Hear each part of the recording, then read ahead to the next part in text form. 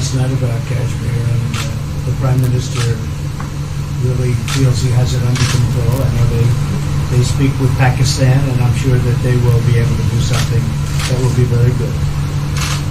I spoke about it last night at Bollywood. Mr. Modi, do you want to add?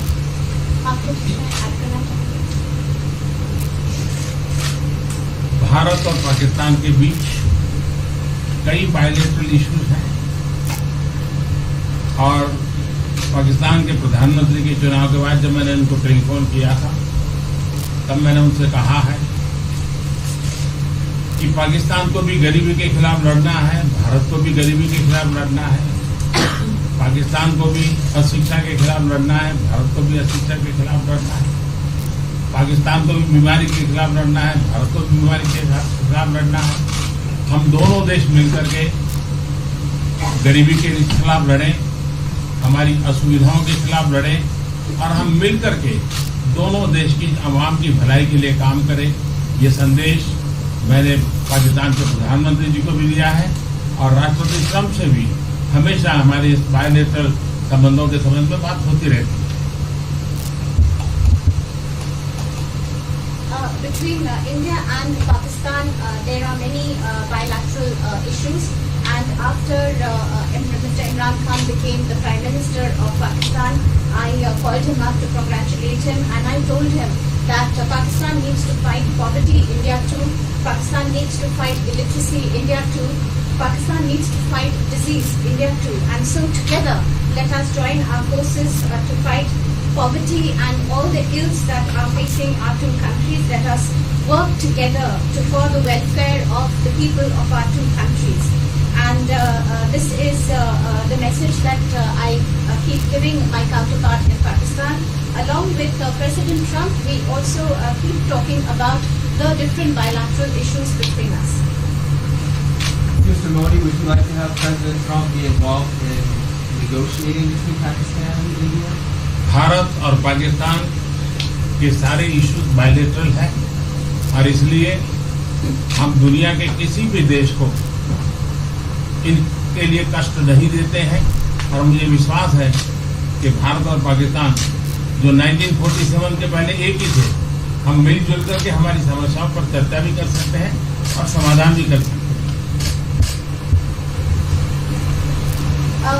India and Pakistan have all the issues are of bilateral nature, and we do not want to give pains to any country in the world to in fact try to do anything in this, because these issues are bilateral.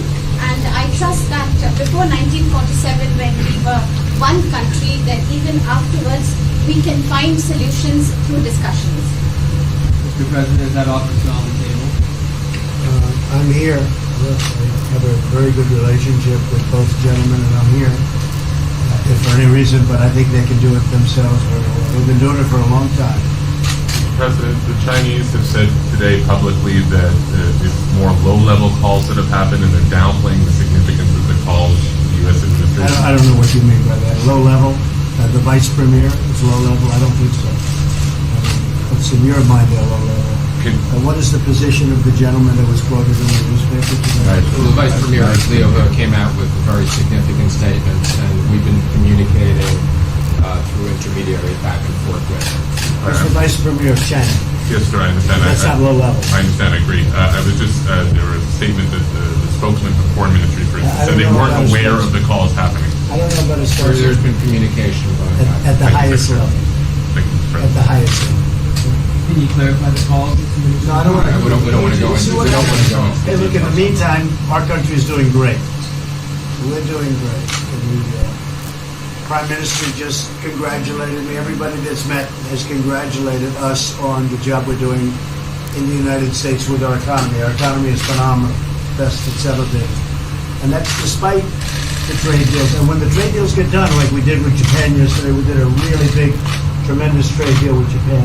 And we have others coming. We're negotiating now in earnest with the European Union because they want to do that. They want to do that, and I do too. So we have. When we get these deals done, our country will be transformed. I mean, it'll be monetarily transformed. It's such a difference. between the horrible, horrible one-sided deals that we had in the past. And frankly, past administrations should be ashamed of themselves for allowing that. But we have many of them. One of them is the USMCA, Mexico-Canada. And hopefully that'll get voted on very quickly. Everybody wants it to happen, so hopefully we can make that a bipartisan bill. But we have many trade deals that are doing very well, and including China. And I think it was necessary to go through this, you would say a rough patch, but I'd say maybe much more than a rough patch. But that's okay, because we've been paid billions and billions of dollars. And you know that prices haven't gone up, and there's been no inflation. And we've put a lot of money in the Treasury, and tens of billions of dollars. And I've given a lot of it to the farmers that were hurt. I've been able to give a lot of money, compliments of China to the farmers that were hurt, because we gave them 16 billion and we gave them 12 billion the year before. That made them whole. That was the amount of money that China didn't invest in to our farmers, give to our farmers. So the farmers have been amazing, but they're very happy with the job we're doing. But eventually they're going to be the biggest, or one of the biggest beneficiaries. Okay? President, did you attend the climate session? Say it? Did you make it to the climate session? Were there any conclusions that you should I'm going to. In fact, it's going to be our next session. So we haven't had it. Do you have a message that you would like to deliver to? No, I want clean air and clean water. And we're right now having the cleanest air and cleanest water on the planet. But that's what I want. I want absolutely clean air and